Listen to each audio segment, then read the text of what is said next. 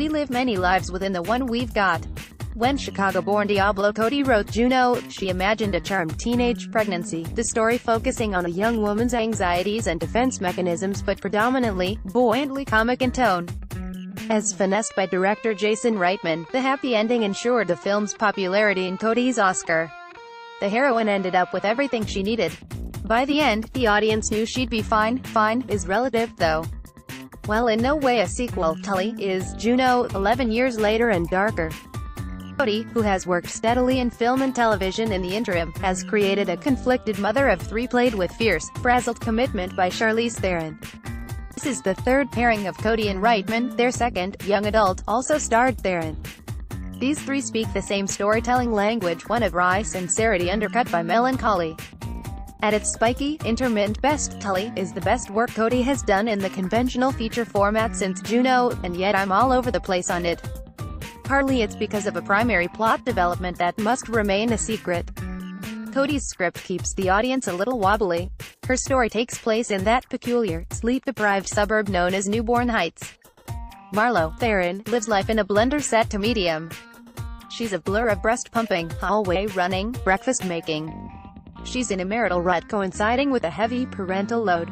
Husband Drew, Ron Livingston, is affable and casually supportive and moderately present as a domestic partner, but he comes and goes, and when he's home in bed, he's usually gaming.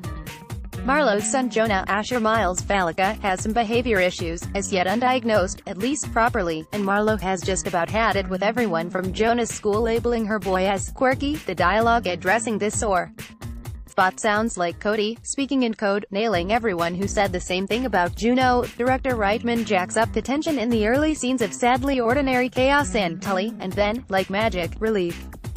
Marlo's wealthy brother, Mark Duplass, gifts her night nanny, a part-time nocturnal caregiver affording the weary mother some peace, rest and occasional marital sex.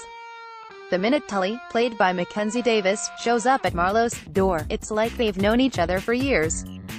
Tully is intuitive, sage beyond mid-20s, and fun. Tully takes this newfound friendship in increasingly surprising directions. Some, I suspect, will love where it goes. Some, we know already, have not, especially because, I'll be as careful as I can here, spoiler-wise, Cody explores some avenues of postpartum depression that cross the border into something else. Reitman's touch is resolutely unflashy, though just as often it's indistinct, and his camera never settles on a particular set of visual strategies. His strongest work remains in his first two features, Thank You for Smoking, and Juno. The actors complicate Tully in a valuable way.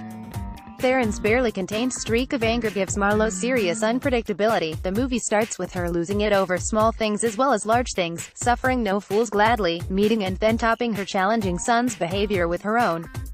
In trailer form, Tully looks like a refreshingly relatable scenario coupled with the fairy tale element of the nanny, spiritual advisor, mom whisperer embodied by Davis. In fact, the movie's roughly 50% truthful and authentic, and 50% ginned-up contrivance. Easy for me to say, I'm a man, and I wrestled with the intentions and effects of Cody's screenplay amid an interior frenzy of narcissistic calculations. Am I worse than that husband? Better. How bad is he, really? Not bad. Pretty good. When is that college counseling meeting, again?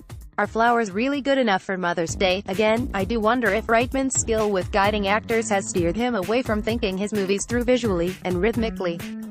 I'm mixed. See what you think of it. That's usually the right course of action. Michael Phillips is a Tribune critic. Tully, 2.5 stars. SPA rating, R, for language and some sexuality, nudity. Running time, 1:36 opens, Thursday evening. Related. How do you create an erotic and urgent love scene without nudity? This summer, Mamma Mia 2 Book Club offers something for audiences who aren't arrested development males. Speaking of which, one man's ranking of the entire Marvel Cinematic Universe canon entries, from Hulk to Ant-Man. Check out the latest movie reviews from Michael Phillips and the Chicago Tribune. Check out reviews for all new music releases from Tribune music critic Greg Kot.